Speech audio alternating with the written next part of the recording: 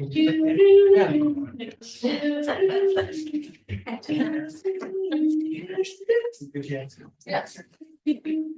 Interesting. A lot of interesting. There you go, look at that. You think it will be? All right. Technologically, we are ready to roll. Yeah. Okay, I'd like to call to order the Monday, February 10th, 2025 Board of Trustees meeting. With the first order of business being public participation. Do you have any public participation today? No. Okay, I don't have anything electronic. Nothing electronic? Okay, we'll move right into review of previous meetings. Meeting minutes. I can say that 3 times fast. So those are on page 2 and then page 3 through 6. Page 2 being the building committee of Monday, January 27th. Do that with first. Any questions on this? Sorry. A second, sorry, I gotta get us Up here. so we can see. Do we need 2 separate motions? Yeah, let's do it 2 questions. All right, so I'll make a motion to accept the meetings from the building committee meeting on January 27th. Thanks, Michelle. Second. I'll second Sarah, all those in favor signify by saying yes, raise your hand. Seeing opposition, that motion is carried.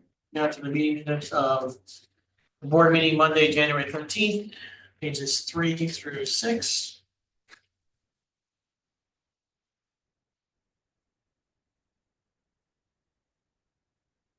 On those meetings. So I'll make a motion to accept the previous meetings minutes. Okay. I will second that too. Sarah, Michelle, all in favor signify by saying yes, raise your hand. Seeing opposition, that meeting, that motion carries. Going to financial report, pages 7 through 16. Sure. So revenue is stable. We do expect to receive the final payment of real property taxes in April.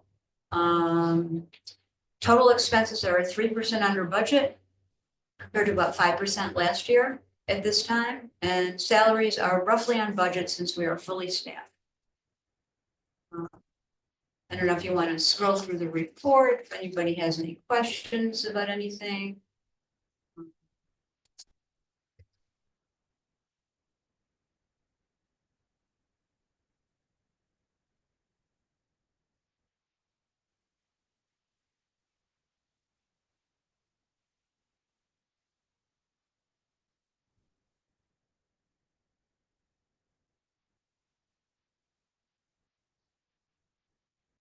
Pretty standard, nothing unusual, nothing too exciting happened last month.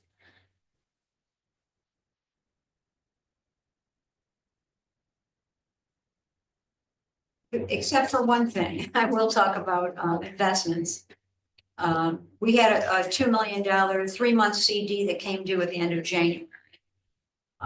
So we reinvested $1 million in a 3-month CD at just over 4%.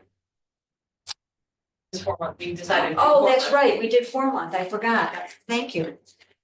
And we deposited the remaining $1 million in the money market account so that we have the flexibility to move money each month to pay for operating expenses. That money market account earns interest, but it obviously at a lower rate, and that rate fluctuates every month, but it's linked to our bank account, our checking account, so we have easy access to move the money as we need it. And, you know, we were still able to reinvest $1 million in a, well, it should be a 4-month CD at 4%, just over 4%. And to be clear, this is money we were not investing before you joined our board. Well, things have changed too. I mean, interest rates have gone up considerably since, you know, the pandemic. And it gives us the opportunity to look at what's available, what's out there, and what makes sense for us.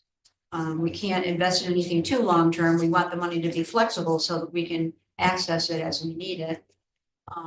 And if we had some large expenses coming due, that we knew were gonna be coming due in a few months, we probably wouldn't. Let's say we wouldn't have invested that extra million, if we had something big coming up, we want the money to be readily available so we can pay the bills. It's just a question of kind of managing cash flow and managing investments to try to take advantage of interest rates when we can.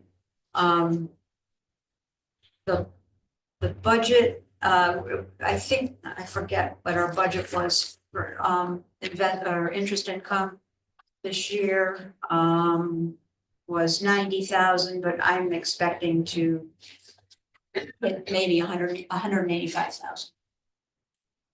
We'll talk a little more about that when we talk about the budget for 26. Okay, I had a couple of questions on the actual schedules here on the H fund. The $200,000 that we paid Ashton McGraw or whatever. Sorry, which page are you on, Mark? Hold on. It's 16. That's 16.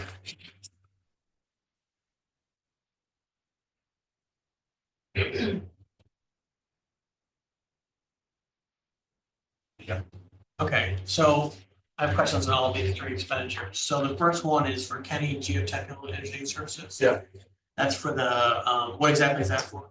That's for the sonar-based geotechnical survey of the library property that we're looking for. We originally had done some drilling on site to try to find the bedrock underneath the building, which doesn't exist, and or exists much further down.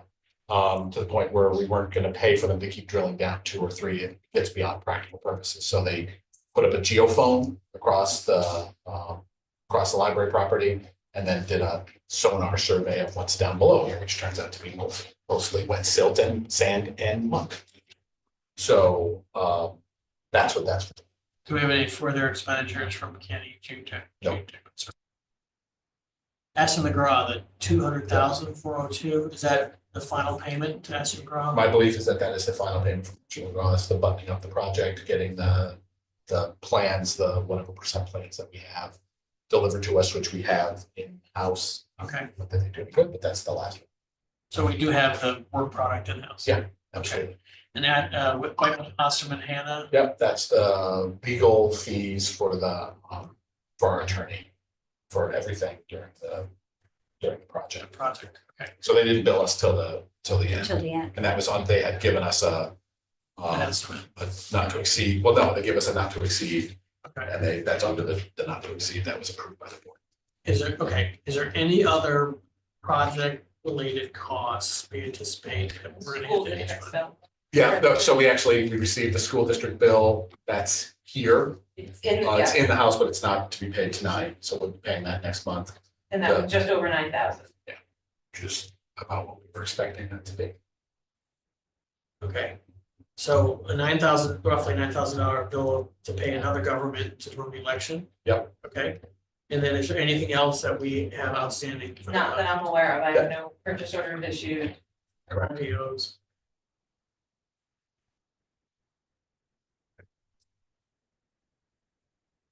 Okay, that's questions I had on the warrants and everything, so I'll take a motion. Second. Michelle and Laura, all in favor, signify by saying yes. Seeing opposition, that motion's carried. Under personnel. Right. So the only position that is up, and requested action is for a library page. 12.8 hours a week. We want to move that to 15 hours a week, just the changing nature of that individual position, and 15 hour, which is the minimum wage for that position.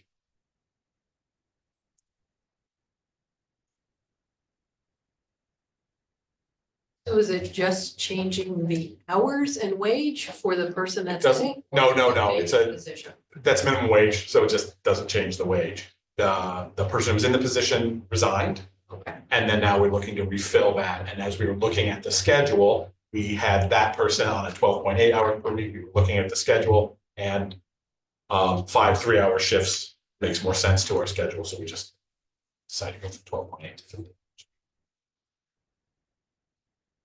So that's if we approve this, it's a recruitment.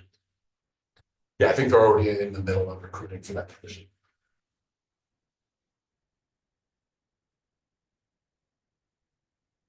It's on personnel report. Take a motion for the action requested. Lisa and second Carolyn, all those in favor signify by saying yes, raise your hand, okay? That motion's carried, director's report, page 18. We'll talk about the building and ground stuff mostly when we talk about the buildings and grounds mini. I'll just went through some statistics. I know we kind of breeze over the statistics sometimes. We saw some nice increases month over month, or sort of same month year over year. In door count, we saw the wireless access increase. That's just signs of in-person use. The number of overdrive users went up significantly, as did digital audio with downloads. Hoopla is that's the model where we pay for each use. It's kind of a pay-as-you-go, and where our patrons get to decide what it is that they want to have in the collection, right? So the collection is relatively broad. Well, okay, it's less broad than our. It has different stuff than our overdrive collection, but we don't pay for it unless a patron uses it. So that's up a lot. Our physical circulation was down, and then we did see some nice increases in museum pass circ, and that's just we had to switch in an emergency basis our museum pass circulation software because the company imploded, and seems to be working. We're happy with it. That's just evidence that use looks like what I expected use to look like. So that's good. I will just say very quickly. Yes. This weekend we used a museum pass from the library to go up to the Wild Center in Tucker Lake. Yes. What an excellent pass to Okay. offer to our patrons. Oh, That was great. thank you. Yeah. That's awesome. No, it's very popular. That's one of the more popular passes. Yeah. That one and the New York State Parks pass, and then, Well, and it covered 2 adults and I think it said up to 4 children. Yeah. And got us into the nighttime light show as well. I mean, it was excellent. great. Yeah. Well, we like to support them. It's a good museum, and then we like the passes that a family can take it and make a weekend out of it. Right. That's sort of our goal. Yeah. Some of the passes that we don't offer, they offer like a 25% discount or 40% discount off that. We've sort of shied away from those and more like the pass should let people into the. The only thing, and now I'm remembering that Phil and I had a conversation about this, is if you take out a pass electronically. Yes. You have it in your system, so to speak. And if you decide you can't go that weekend. I was asking Phil, like, who do I tell that I'm not gonna use this pass and someone else can use it? It doesn't seem like there's really something in place for that to happen. Yeah, I'm not sure if the software, I'll check into that. I'm not sure if the software has the ability to do that, to do like a return on it that would then make it available. Because it's for you for that day, it is checked out to you, so. Yeah, but if it was a physical pass, you could bring it back to the library and You could. put it back on the shelf, You could. and someone else could do. Yes. We'll ask. Yeah. I'd just like to bring up interlibrary loans, a service that gets ignored and not is, with all the circulation, hundreds of thousands of items being circulated. This is an important service that we also offer. For some reason, January just happens to be a high month, so that's why we're talking about it this month. We had 50% more than 50% more than the average interlibrary loan. So those are just for everybody. Those are the items that we don't have in our library or in the Upper Hudson Library System. So all those items that are requestable in the Upper Hudson Library System, that's not an interlibrary loan. That just comes into us through the courier. These are items that come from outside of our system, where the staff go in and they send a request through service to have that sent, and then the libraries will send us their materials and we reciprocate back. And those items will fly all over the country, and it's a really amazing system that functions. So I just like to bring it up because it's something that not everybody knows about, but Can I ask a question? Yeah. Related. Our library, so I'm guessing the answer is no for interlibrary, correct. but you know where I'm going, Library of Things. Yeah, Does that go between libraries or no? in the Upper Hudson system, Yeah. some of them. Yeah, it kind of depends on what it is. Some of the items. Am I right about that, Phil? No, okay. Sorry, some of them are restricted, they're more restricted to Bethlehem, like the requests are only for Bethlehem people. Yeah. And they pick them up here. Most things, people can come here and check them out wherever they're from in the upper Hudson library system, but they have to come here and get them. Just because it's hard to stuff some of that stuff in a tote. Yes. So it's, and then we ask people not to return them to other libraries. So when that happens, they get back to us. So That makes sense. thank you. Thanks, Phil. Any other questions about interlibrary loan? And obviously it was Regents exam week, so it's nice. Again, I keep talking about we were busy that third week in January, lots of studying, lots of study room use as teams were here preparing for those exams, which was nice to see. We haven't seen that level of use since before 2020, probably January 2020. Lots of amazing programs that you can read about here. The inclusive books games are nice. That's all abilities game program here, which I think people have really enjoyed. And then cute little tilted owls. And then the one-on-one tech help program, which is a program that we've been handling either scheduled or not scheduled, where people are at the desk kind of handling, a lot of the tech stuff we handle impromptu, but some people need a little bit more of a sit down. They send us the subjects that they're interested in and they sit down at the library and they can get some help with their technology. So that's what we play. So just a little shout out for our virtual author series. Again, this was a well-attended program that we can only offer doing it electronically like that because it's get some better quality authors.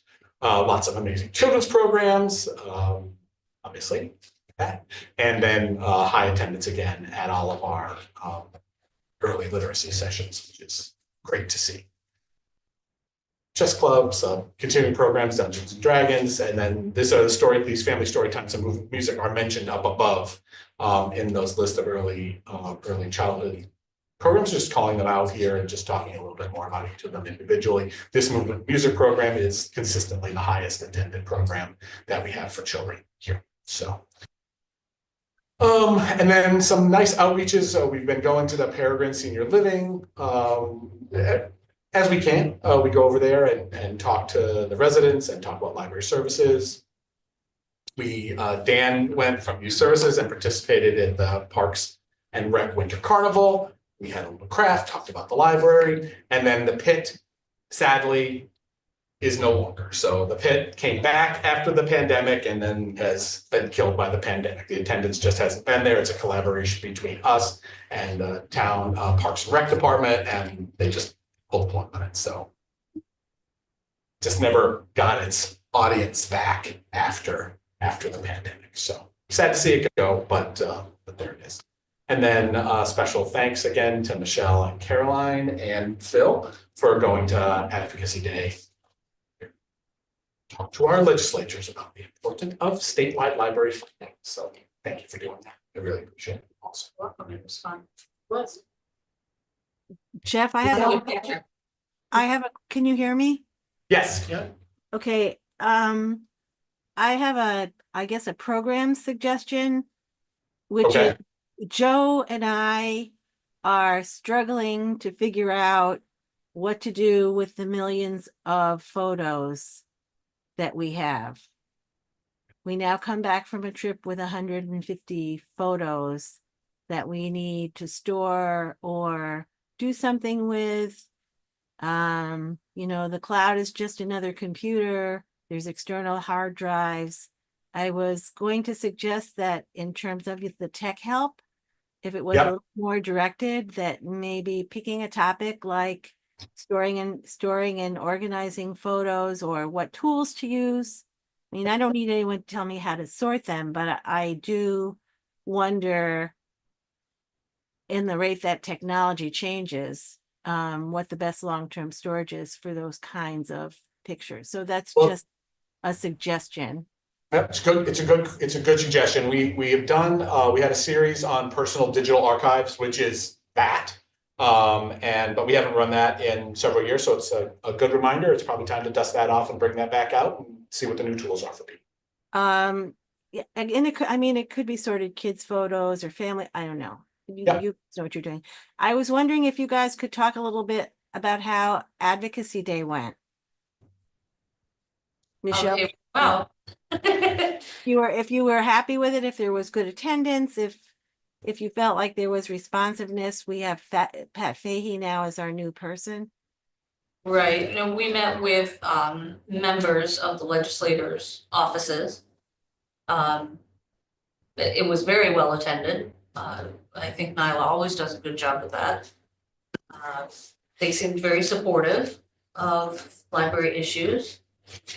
Anything There else? was a lot of visibility for libraries in the LOB that day. They had, libraries had come from all over the state.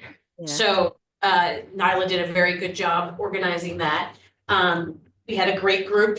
Michelle and I and Phil specifically met with the representatives of this library. So that's Scott Bendett's office and Pat Fahey's office.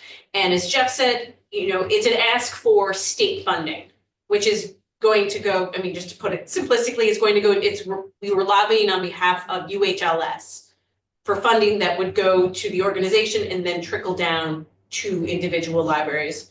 But the ask that I think we all started to like is that asking for funding is hard. There's a lot of competition for it. It's, it's hard for legislators to obtain funding for everyone who wants funding. But we ended up asking everyone to, whenever they can, just talk about libraries as a good thing, which, as I said a lot the other day, would have seemed like a trite or a kind of obvious message very recently, but it's not anymore. There is some anti-library sentiment out there, and having our legislators simply talk about the need for libraries and the importance of libraries. It costs them really no political capital to put up a social media post or to do something in that way. So that was an ask that we ended up making. But I think it's a happy day in the legislature for everyone. I frankly, I don't know how much it always moves the needle, but I think that it is a good visibility opportunity, and it's a really good way for people who may be feeling powerless to feel engaged, to have an opportunity to be engaged. And those are very good things. Okay, thank So- you. Yeah, and this year, the governor's executive budget brings up libraries to the statutory minimum, the amount that it's supposed to be funded in law, and that hasn't been the case Yeah. for me in years. So it's nice to see that that's there. Now, it's not enough statewide, of course, but it's at least you're there. At least you're at that statutory. And just so everyone knows, I think I already mentioned this to Jeff, but I covered the state education hearing a couple weeks ago. And several, I would say half a dozen at minimum, legislators spoke up in favor of increasing funding for libraries. So we're hopeful that we'll see some movement this year. Is there Yeah. any follow-up that we at Bethlehem should be doing, or are you feeling like it kind of is where it should be?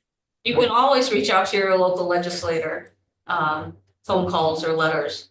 But as far as a board, I'm not sure. Okay. UHLS left very nice packets with detailed information, which is the most important thing to get to the staffers, is they can't remember everything from large meetings like that. It's important that they have a good reference to go back to, and UHLS does a great job with that. Okay, thank you. Yeah, and if our board members wanted to go down and talk about specific projects and that sort of thing that happens at a different time of the year, this is mostly focused on, everything's about the budget right now. So those are separate meetings that you'd have not through a. You good? Okay. Moving on, just looking at the statistics, here they all are. Again, I called out some of the notable ones, I think, in particular. Just these in-person, just mostly driven by this door count. So we keep seeing, you remember when I was whinging on about wanting to see a 20,000 month, it's still not a 30,000 month, which would have been like a busy July pre-pandemic, but we're inching back to where I expect the door count to be again, minus the people that are exclusively using the library electronically, and then also some of those folks that are using curbside pickup. Those also don't get counted in the door count. So, okay, that's me. So I have a question on young adult fiction.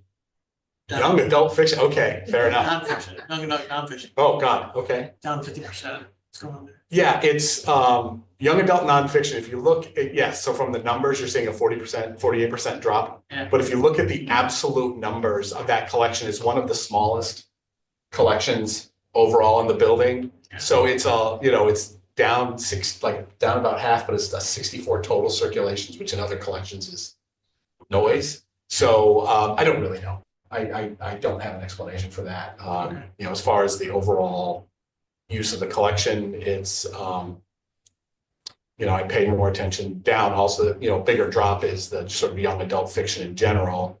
That's a bigger drop. So that's just sort of overall use of that young adult collection. That's why we were so happy to see some of the teens in here when they come into study.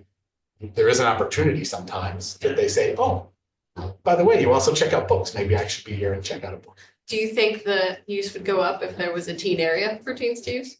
I'd have to believe that it would help. That the fact that the teen area is a main thoroughfare, it doesn't feel like a teen area. That's really if I was going to say what's a single part of the teen area that is the most disturbing part, is that it's a walkway, and that's not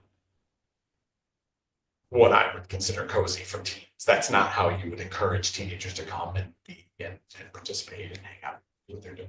Well, Jeff, I was in Saratoga a couple of weeks ago, and I always go to the library because I love the used bookstore. And I made a point of checking out the teen space. Wow. It is one of the things I definitely feel most disappointed about for the kids in this community, is the lack of that teen space. And after seeing Saratoga and Just to coattail on that point, was recently in Clifton Park. Brand new library that now has a brand new children's section. And not a brand new library. I mean, that's the thing. Yes. But But yes, a they do. completely redone children's section that includes a lovely sensory room. Yeah. And I mean, just a lot of very nice things that, I think really makes it an asset to the community. So, and I think that's an important point to make, because I think that, we as library trustees, we go to other libraries to check things out. Not everyone does that. So when you only have one point of reference, I think that it's important for us to highlight what other similarly situated communities are doing. Yeah, I don't know if the teen area, we haven't ever had one. There was never really one designed into the building right from when it was designed in 72, which is, again, I've lamented on that before. It was a little late in the game not to have designed it into the building. A lot of libraries by then knew. Had been designed in the 30s, you would have said, of course, they didn't even know kids existed in the 30s for lots of this buildings. Go to Troy. Like they didn't even want to let women in the library. So this is a whole different era. But this library, I think in some ways we don't know, and the community doesn't know what it doesn't know about how teens would use a space that has never existed. So it's not like, oh, well, they're not using it. The use is down, or this isn't here. It's just it's not there. And then what you see on study days where you'd have teens in an area where they would be studying, the area is the whole library, which is not bad. They are entitled. Teenagers are humans and they are allowed to use every area of the library. So, but that does then lead to clashes sometimes with people who have different views of what library use means and what studying looks like. A lot of people imagine studying as a single person sitting at a book and reading it, but that's not always how many teens are studying. So the other question I had was on children's videos, at the same trend. Children's videos is that I can't give a kid's DVD away. It's not happening. And even electronically, that's not being buoyed by electronic use. They're available through Hoopla and a couple other places. So there's some circulation, but the children's video is very, very available across multiple streaming platforms. So they're not like Marvel's only available on Disney Plus. Many of the kid shows are available across platforms, oftentimes for free, because again, the point of children's videos is to sell toys, not to sell videos. And that's very cynical of me, but that's probably the truth. In any case, DVDs, which used to be, kids' DVDs used to be like a bulwark of our circulation, was an important part of what we did. It's not that it's zero, it's just that that's not coming back. That's adult video, if you look up here. adult video is, down again, that's down 400 Yeah. year over year. That's just not ever coming back. It's just there isn't I'm not gonna say never. There doesn't appear to be on the horizon anywhere, as far as I know, a video platform where libraries would be allowed to have popular movies. There are, if you like the Criterion Collection, then you are in luck. The library has your back. If you like documentaries, then we have Canopy. Awesome. You like to watch, a video that is the great courses, which I do. Wonderful. We've got you. But that popular movies is just not a thing. And then a lot of people don't even have a DVD player in their home. Maybe their kids do it if they have a PlayStation or something, but a lot of people don't have a DVD player. So it's just like one of those formats. I'm not willing to give it up yet because there are movies that are not available on streaming or they become not available that people want to have, that libraries have them. So, we'll keep them, but it's a trend that I don't think that the library has the capacity to stop that trend. People do what they're going to do, and it does not involve video in libraries. Also say that I know that a lot of, obviously, it's a broadband issue to some extent, so if you don't have broadband, you're not getting streaming, you have to use DVDs, but also that a number of groups, shelters. Yep. Community organizations that are helping to house people and keep them, de facto keep them entertained, do still use DVDs simply because it's more affordable and they certainly make use of the library. Yeah, we're not stopping. It's not a format that we're going to let go of. There are some formats that I could decide to let go of. That's not one of them. And in the communities in Upper Hudson that are less connected on broadband, their use of DVDs continues to look like what use of DVDs looked like here before streaming services. So That's it's not. Yeah. That's what I was gonna say. There's a broadband problem across where the Finger Lakes are in the southern tier that is not easily resolved because the population is not dense there. So the companies don't want to go to the expense of laying cable and whatnot. So I would hope that if you do start weeding, that maybe some of those could be offered to some of those libraries because they're also not particularly well funded. Yeah, we've got it. We have a mechanism that we can work with Upper Hudson and that movies are made available to some of the other local libraries. We're not buying, Iron Man or something of that kind of general appeal. We would have bought 25 copies of those movies in the past. We're not buying anything like that number. Right? It's just the demand, the requests that we get just don't do that. But the extra copies that we eventually have a home. Yeah. So, thank you.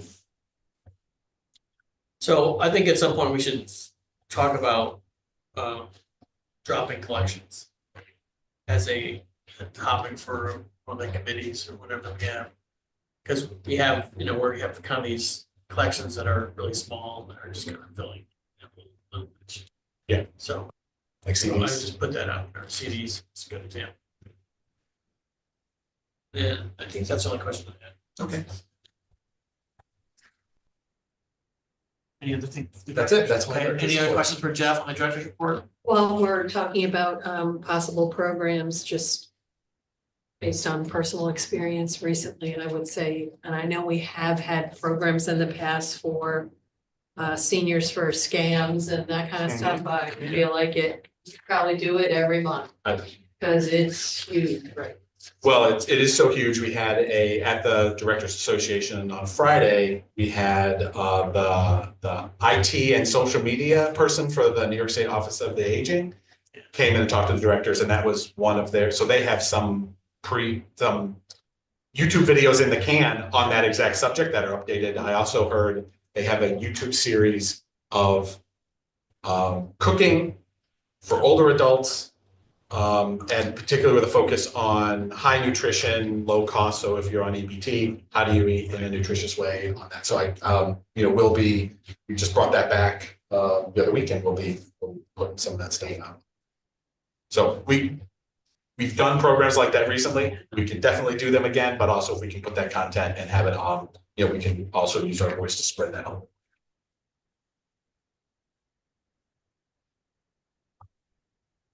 Okay, moving right along, the UHLS report.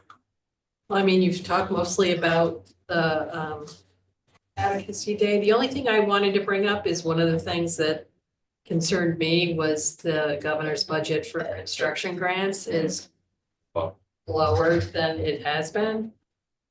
Last year was 44 million and it's estimated at 34, so hopefully legislature will do their job and bump that back up because there's definitely an awful lot of need for construction grants across 29 libraries. I mean, even at the higher amount that it was the last year, this year, the Hudson share of that is 1.5 million, which is then spread across 29 libraries, which goes about as far as you imagine $1.5 million would go across 12. So, you cutting it back to 34 brings it back down to maybe $1 million that comes local, and that's.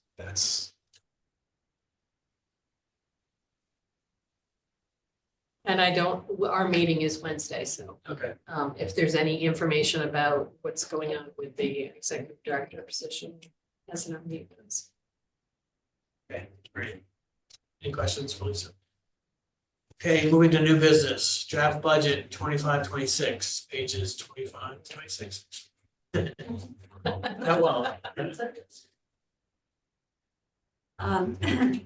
Okay, so I will give you just sort of an overview of how we put this budget together and where there are some increases or changes to the budget, just so that you'll be aware. It was a little bit challenging to put this together and balance it. Costs have gone up, salaries and benefits have increased by almost 5.6%. Of that, salaries alone, the increase was 4.4%, which is appropriate. It's about right based on, the contract and some of the changes that we made in terms of equitable pay for part-time employees. Health insurance and retirement have gone up pretty significantly. Library materials are holding pretty steady, not much change there, although there are requests for higher amounts, but we just couldn't meet those requests. In operations, there's a few changes here and there. Gas and electric, I adjusted the budget based on what our current rates are. We're coming in under budget this year, so I think we'll be okay to adjust it slightly. We also decreased professional services because we had increased it this year, anticipating some additional costs related to the building project. Don't anticipate having that next year, so I dropped that back down to prior year levels. The other big change under operations is we're eliminating the contingency of 35,000. We really needed to do that to balance the budget. And we feel that we have enough flexibility within the budget to cover any small emergencies that come up. And, we certainly have our fund balance if we need, if there was some catastrophic emergency, we had to tap into it.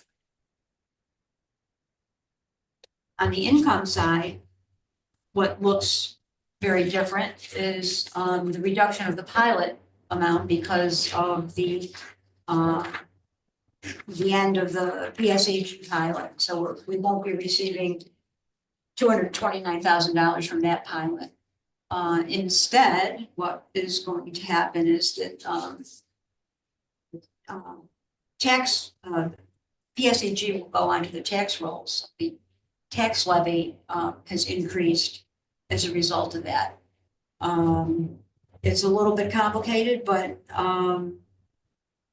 that doesn't necessarily mean that individual taxpayers' tax rates are going to go up that much because that addition to the tax base will be spread out among all taxpayers.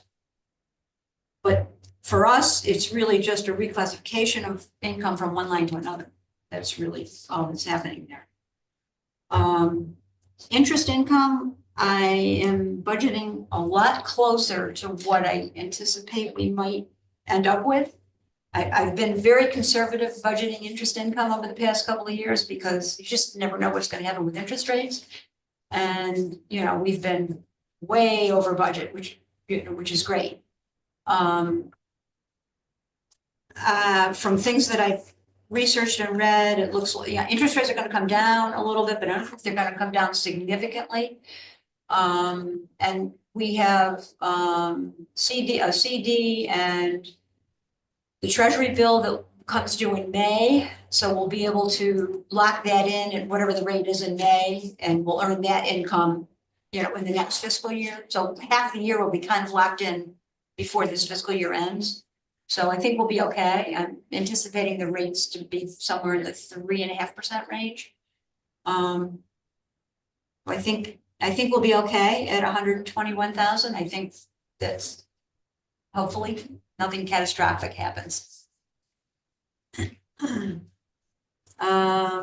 Yeah, and I think that pretty much sums up, you know, some of the changes that you might see in the budget. We are showing a levy increase of 7.5%. Slightly more than the actual cap limit because last year we were under the cap by a little bit, about $7,000. Taking that, we're gonna use that this year. So we need to. I think the important part to know is it's within the state It's tax. right, it's within the state tax cap. So I'm gonna ask my question. So if I have a house assessed at $200,000, my taxes this year are X, or this budget, what's the Y? I think that on a rough calculation, the tax rate is going to increase by 11 cents per thousand. So if you have a $200,000 assessed value, that'd be $22. If you have a $300,000 assessed value, it'd be $33.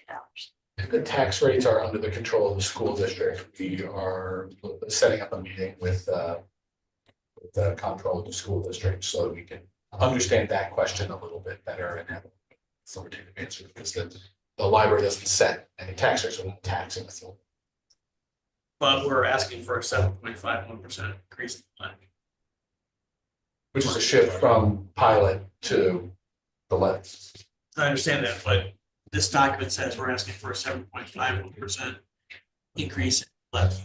Yeah, that's what it says. Right. So why are we using the fund balance to pay the $229,000 that we lost in the pilot? We're not using the fund. Why aren't we using? Why aren't we? Yeah, Um, I mean, I would propose we use that. So we need a certain amount to carry us over. right, Right, we have 3.9, we need 227,000, I think that's more. We also need of that fund balance, don't we need to keep back an extra 1.5? Right. For Right. the period of Right, time that right, we're not right, paying. Yeah, that's my point, so we have a 3.9 fund balance for district boards, right, $3.9 million. right. If we take 1.5 million, we have a $2.4 million fund balance. And I'm asking for 229,000 use of it to take care of the losses of pilot. I guess it would be a decision about, you know, the best use of the fund balance because we're also talking about potentially, you know, some major repairs, you know, whatever we end up deciding to do could cost, I don't know, a significant amount of money, more than what the budget can carry. Right. And, you know, we might, you know, that's a choice that the board would have to make. Do you want to spend Right. fund balance on that to reduce, you know, the increase? Or do you want to spend a portion of the fund balance to, you know, replace, you know, the boiler or whatever it is that we decide to do? Right, until we know like what the effect of the new raise in the value of land and Bethlehem because of the PSG going on the tax rolls, we don't know how much that's gonna be. Right, So I'm recommending, until we know that, we shouldn't tax the citizens more than when we have money available in our fund balance. That's the step where you're taking a left turn there, Mark. I am, You're taking a left turn. Now, I understand that Definitely you're taking a left asking a devil's advocate question. I understand exactly Definitely what you're take a doing. left turn here. But that's Yeah. the left turn is that those two statements don't go together, right? So you're increasing the levy, that's increasing the taxes on individual people. Most of that tax money is a shift from the pilot that ends, and then $100 million more goes on the value of the total property of the land in the school, the Bethlehem School District. Right. PACG needs to pay their fair share, right? They've been paying less than. Right, but we don't know how much their fair share is gonna be, right? Correct. When are we gonna know that?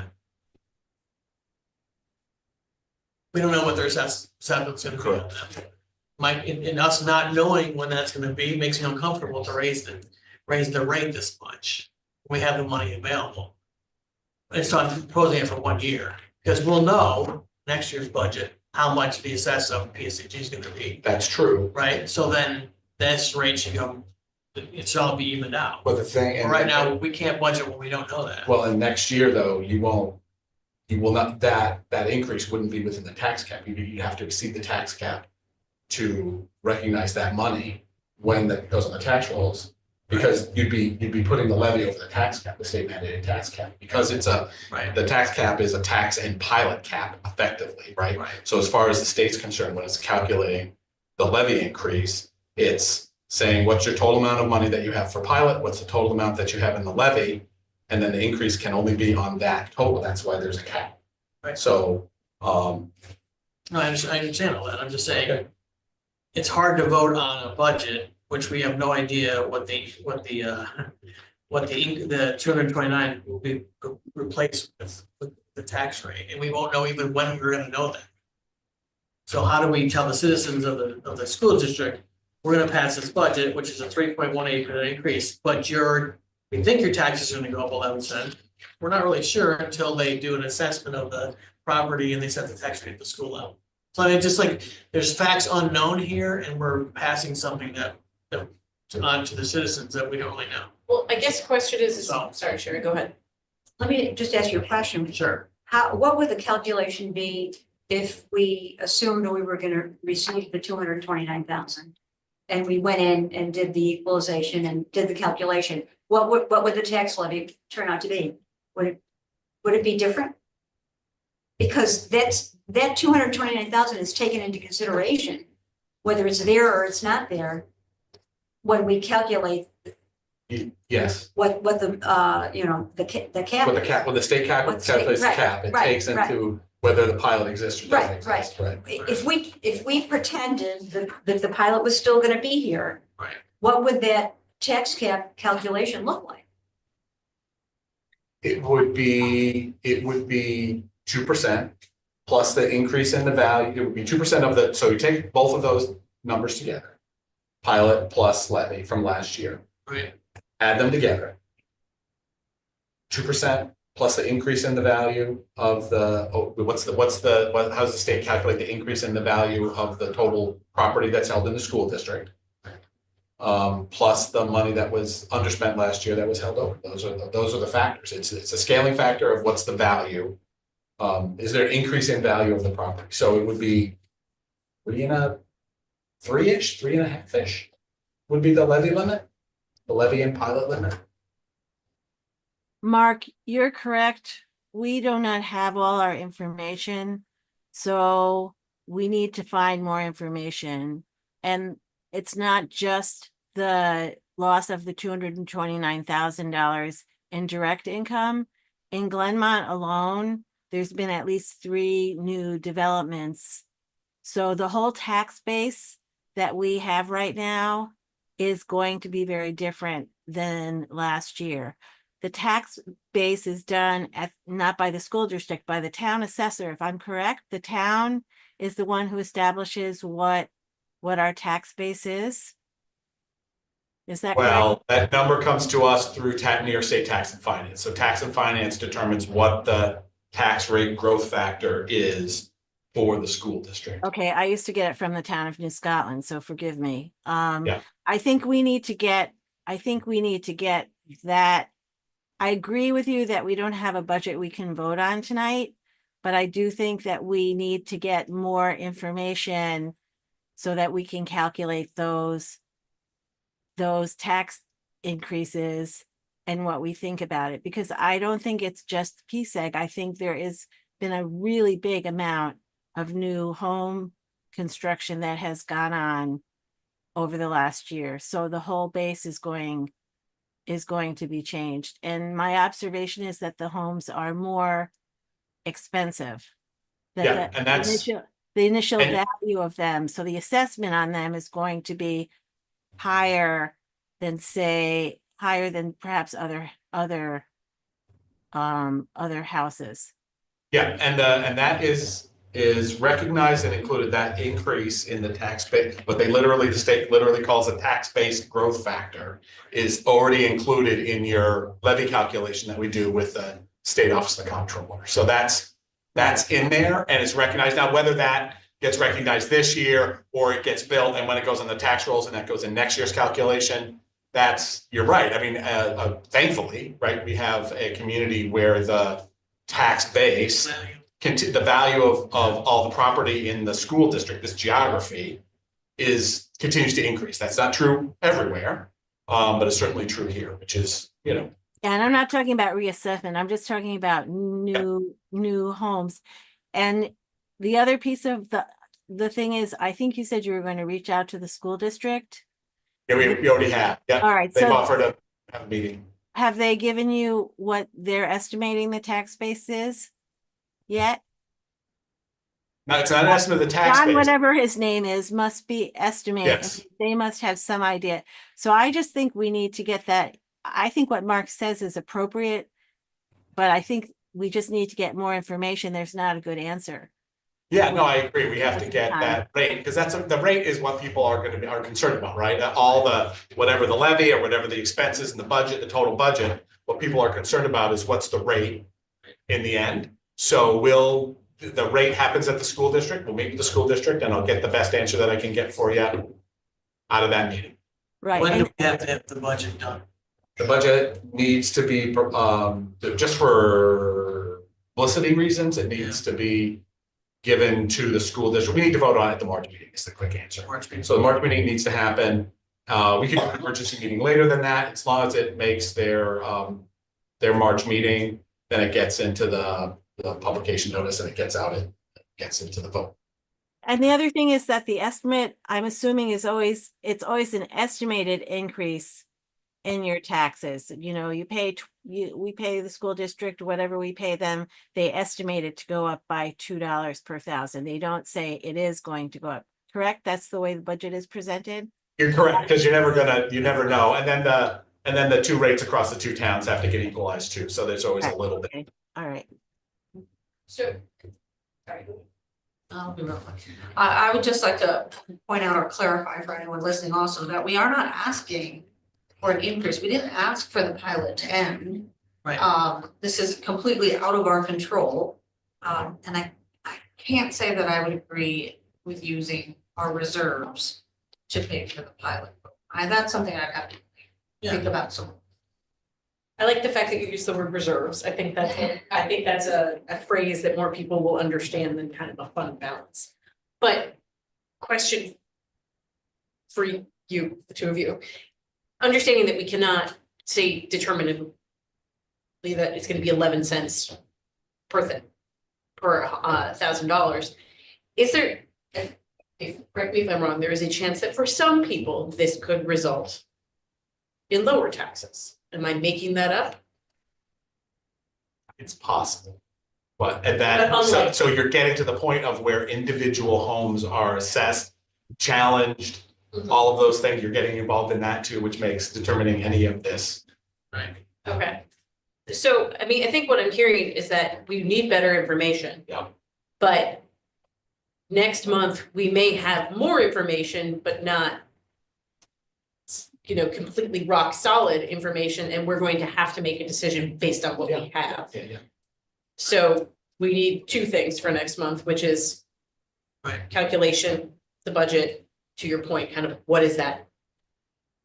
On that new information, and also a decision from the board whether we use our reserves or not. Right, or cut. But you can cut the budget too. I would So- also like to see something in contingency. I don't think it needs to be much. It can be a few $1,000s. I don't think we should lose that line.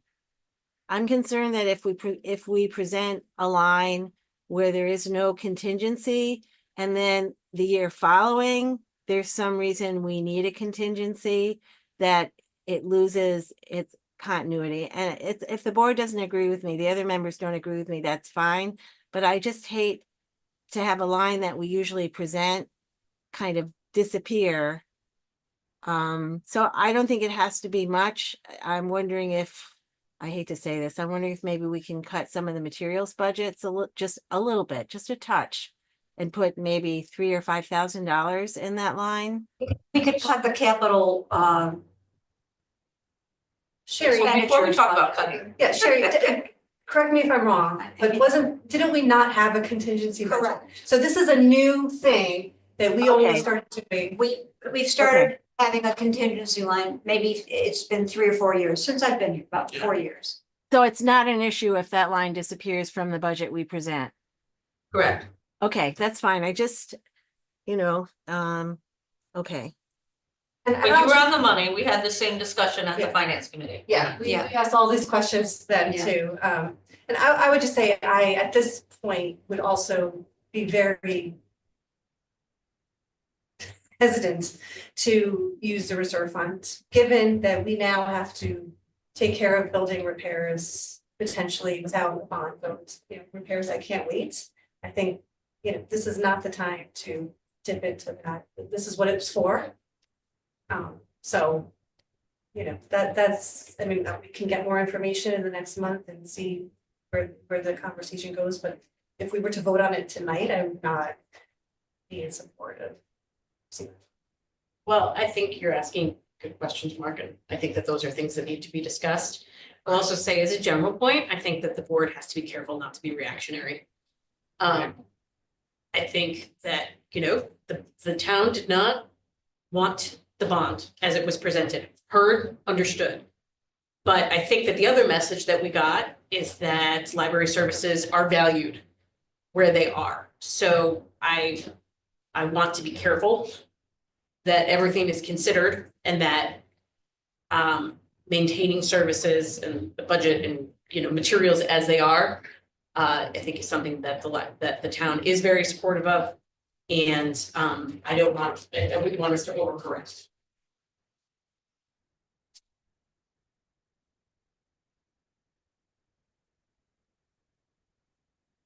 Any other questions, comments on the draft budget?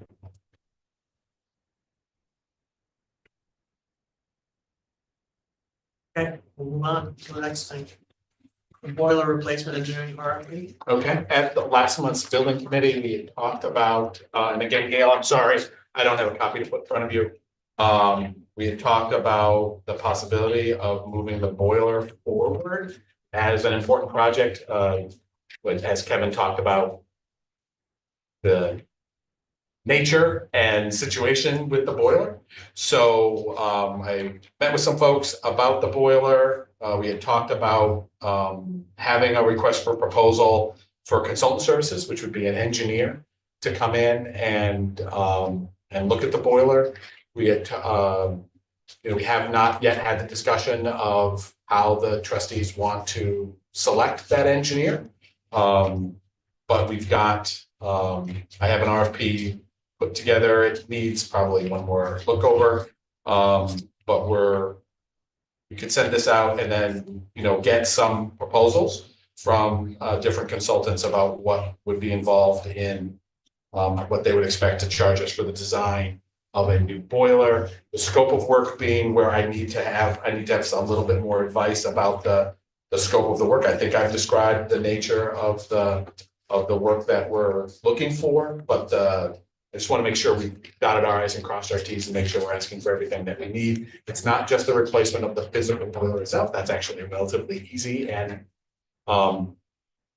semi-inexpensive thing, complicated by our government procurement rules, but there are also some what's called makeup air. This is how much oxygen, how much outside free air comes into it. It's not set up appropriately or to code. So that has to be designed as well. And that's where it's not just, bring in a company and replace the boiler. You have to have someone who can do the appropriate calculations, understands the codes, and can design that whole thing to make sure that the boilers be code boilers. Get a lot of scrutiny, or it's inspected every year because it's a boiler and it has, there's potential for bad things to happen. So everybody we've had looked at the boiler's 30 years old, boiler definitely needs replaced. What I'm hearing is that a boiler is like a 10 to 10-year item. So I was like, well, that's good to know. So our boiler is chugging along, standing the watch and doing a good job. But in any case, what I want to talk about here is not just this RFP, but then what process does the board want in selecting, how you would go about selecting your consultants to design a boiler project for you. Before we go into it, I just want to say, kind of for the benefit of the public, that I think that this very much ties to our previous conversation, which is and before everyone gets excited about they're doing RFPs for a project that we haven't approved, the situation that Jeff referred to about the boiler is that the boiler's up to its legs. Boiler's leaking. Boiler's leaking. It's gonna go at some point. It will. 20 years past. Yes. Yeah. So we need to know, we're gonna have to have a new one at some point, and we need to know what that's gonna cost, and that will almost certainly affect a decision over whether to use our reserves or not. So that's why this RFP process is important. Right.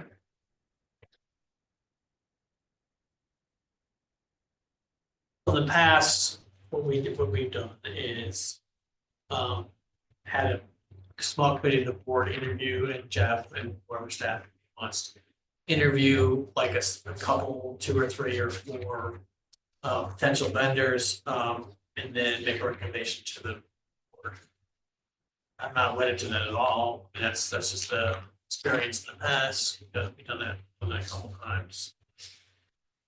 Tenure here, but if you want to do, I'm open to any other process. What's another process we could use? So this is a professional service. So you, like picking a lawyer or an accountant, the board can use whatever process it sees fit to pick professional services. So a typical normal one is an RFP. Just you call out, you get some interviews.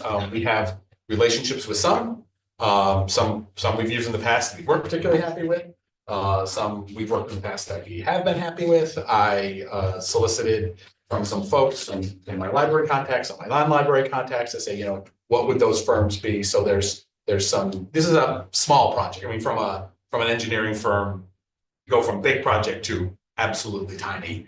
It still requires stamp plans because it does have to go to state ed department. It has to get reviewed. So you buy that whole process because of the nature of the boiler, the fact that the roof has asbestos in it and it vents through the asbestos roof. So therefore, there's a couple things that SED is going to get involved with there. And then the makeup air, that how much fresh oxygen, how much fresh air gets into the boiler. Those things all have to get looked at and engineered appropriately, and then they will be reviewed. So you can go with an engineer that you've been happy with. You can try to pick a new engineer. You can do any of those things. Is there any limitation to how many people can request to receive the RFP? No, we publish it publicly. We put it on the website and we put it in our newspapers. And then we typically, that almost never gets us any responses. So what I do is I then throw and beg them at people, to say, hey, would you give us a response? So, and I say that, again, I'm speaking to the public, who I know is listening, is that if you know a guy who you think can do it at a better price. Or a gal, because absolutely, but I was being truly sarcastic. Okay. If you know someone who you think can provide good services, please bring their attention to the RFP. Yep. And understands the SED process and Yes. all of that procurement stuff, because that's they'll be handling the bid of whatever. Eventually that project would get bid out to an actual contractor who would do the work, and that would have to go and that goes up to public bid. So I'm guessing it's gonna be more than $35,000. It may not be more zeros than that. It may be on that scope. But it definitely is gonna be over the minimum limit for a public bid. I'm comfortable with the process that we used before. I don't know that the whole board needs to interview.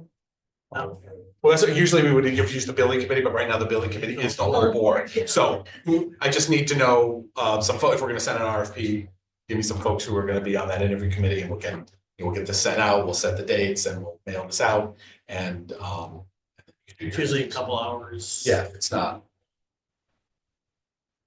Interview time, depending on how many you want to interview, and like an hour of internal debate, hour of information. That's what I would say. So it's not, it's like a morning or maybe. Yeah, people would have. Volunteers now. Or put you on notice that you, I'll put my name. I got you, okay, so there's one, so we're good, I'll volunteer too. okay. So we got you. All right, so, and then the decision is not a vote, but the decision is, are you comfortable with me sending out this or a slightly modified version of this? I'm gonna consult with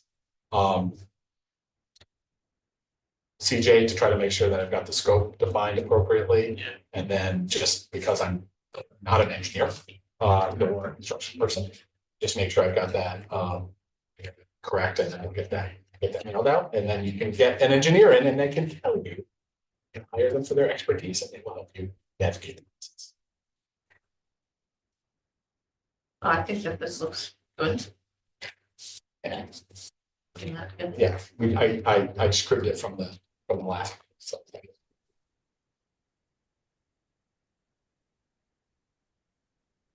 Okay, so we have at least 2 volunteers. If others want to, please volunteer to chat. We'll do a doodle poll to get there, or figure out the process to get there. Okay, great. Okay, other new business, any other new business? Jeff, I believe that we all spoke previously about our relationship with Schoolhouse and CJ. Yep. Has that been clarified at all? I have a document that I will be forwarding to the trustees that will clarify. Yep. Okay, because if you're going to continue to be using him as a resource, we probably should understand what the relationship is. So thank you.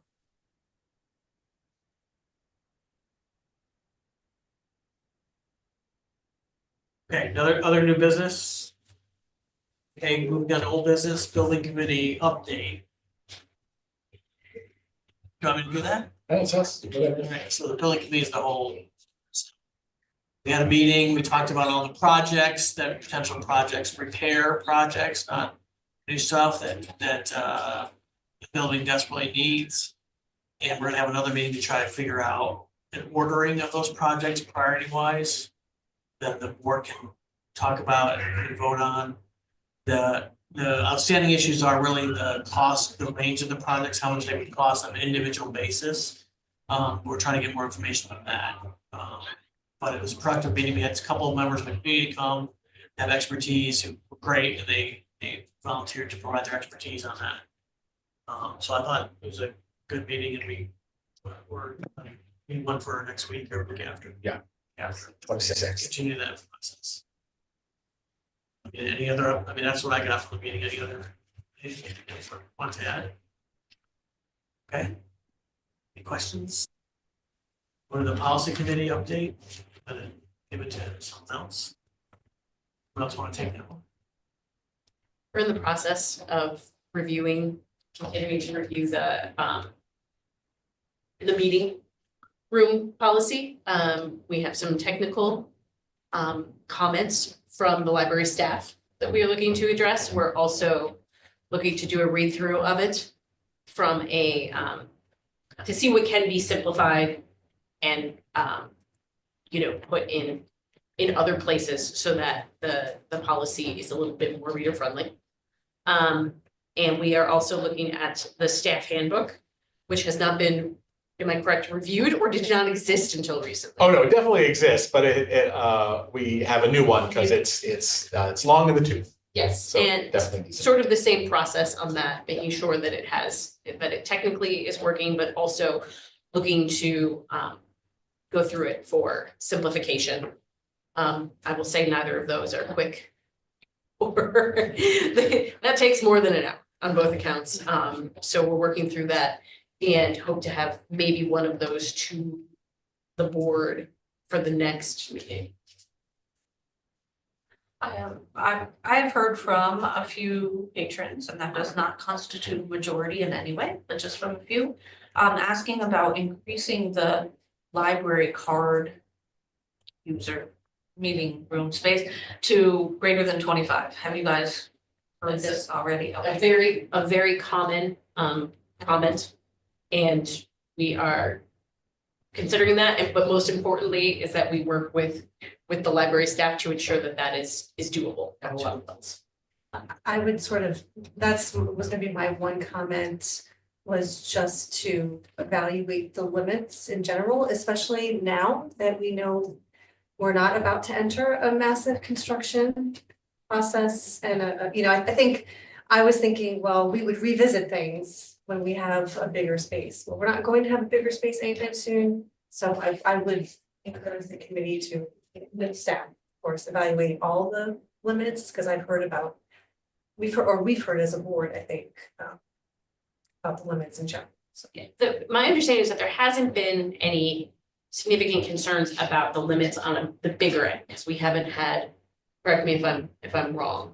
And there have been people who have been concerned about it, but we haven't had anybody bump up against it. Exactly. It's like Yes, a we theoretical received calls, concern. theoretical Right. concern, but nothing bumping up against it. At the card level, people have bumped up against it, so. I'm sure we're all very thankful for your work on that. It's no easy task. Yeah, and the staff who work on it work hard, and I think our goal would be to try to make it easier to navigate. Because it's a lot, the easier it is, the less work it is for the staff to work back and forth with folks and get it. Right now, it's some work to get that done, so the staff who have to explain it to the public, and then particularly the staff who do the bookings, there's a lot going on, a lot of bits. But everybody's doing it, and we appreciate it, and we always knew this was going to be the case. Right, living document. We revamped policy, there was going to be a process of making it all that it could be. Yeah. Okay, any other questions or comments on either of the committee meetings? Okay, any other old business? Let's bring up any old business. I do just want to say for the personnel committee that if you did not fill out the form about Jeff, if you could get that to me ASAP. Okay. Any future Did you- business? Okay. Future business? I did that. Yeah. Okay. Any public participation? Do you have anything in the email or anyone? You want to say anything? Could I ask a few Sure. questions? What you stand? You can sit down as long as you project your voice. Okay, so one First, you can is, tell us who you are. okay, my name is Bonnie Goldsmith, and this is the second time I've heard mentioned, I think I heard it the last meeting, something about search for executive director is leaving. I mean, that's fine. Is that the executive director of Upper Hudson? Yeah. Oh, okay, Yeah. okay, and I have two questions. Sure. Okay, another one is, I might have missed it when it came up, the financial report. Was there a final bill from Ashley McGraw? Oh, and it's been paid, or it will be, it's been paid. Okay, So so, it says 211, so pay tomorrow. It will be paid tomorrow. oh, okay, so if I wanna see what that was, I can just look online. Right in the packet, add it to the last number that we gave you, just add the H fund report to that. Oh, so it'll be Page somewhere in 16. that financial, To- what Page 16 in the Right in packet. the packet. do you mean 816? Page 16. Oh, page 16, Yep. okay, page 16, thanks. And also this thing about a relationship with CJ at Schoolhouse, is that confidential is that like a confidential thing? Like, It would be the schoolhouse was contracted with the board to do work on the projects. We found the work valuable And as we go through the individual repair projects, we're contemplating engaging on a basis with schoolhouse on more of a hourly basis. And we still have a contract with them that's still in force. So That's true. we have a relationship that exists with them Right. and the. But you've paid off their bills, right? I mean, do you know what? No, I got you. Yes, there's no current bill from them. Yeah, The okay. question is, from the board was, what would be the per hour rate for a construction manager to give us the advice from the construction manager? That's the nature of the question. Okay. That's not confidential. Do you have a? Yeah, I do. okay. We're ready? Are you all set? Yeah, thanks. Okay. Okay. This is from Ann Moore. She says, I'm listening to the board meeting. It is clear to me that the board is still not clear about what the community objected to in the recent plan. Replacing a 30-year-old boiler is not an issue. Not only that, the new boiler will be more efficient and save us money. Try Farrell Brothers for boiler replacement. So, and that's good advice. I think they do it as a good contractor, but that's not an engineer. So we're looking at for right now. And if you're home, what we're looking for is an engineer to design the project to replace that. And it is required that we have stamp plans from a professional engineer architect to be able to send that to state education department so that it can be reviewed for safety, life safety before it's replaced. It is a complexity that is the next level of complexity that's higher than just getting a new boiler. I mean, everybody, we've had Chris Foley and Train and everybody else in here actually cutting the pipes, chopping the thing out, rolling a new one in and putting the new thing in is stupid simple. That's not fair. It is relatively simple. And just to replace the exact thing that's there, it is all of the regular bits of all of the regulation that goes on top of that. That's complicated. Just to kind of clarify that, is long and short of it is we can't go straight to a contractor. We can't do it. We have to get a plan, Nah. give it to SED. SED says the plan is okay, and then we can go to a contractor, which we will also RFP. That will be RFP. That'll be a public bid. That will be the next more formal than an RFP, which is like, hey, give us a proposal. We'll interview and talk to you and choose what our services is. A bid is like sealed bids. They come in and the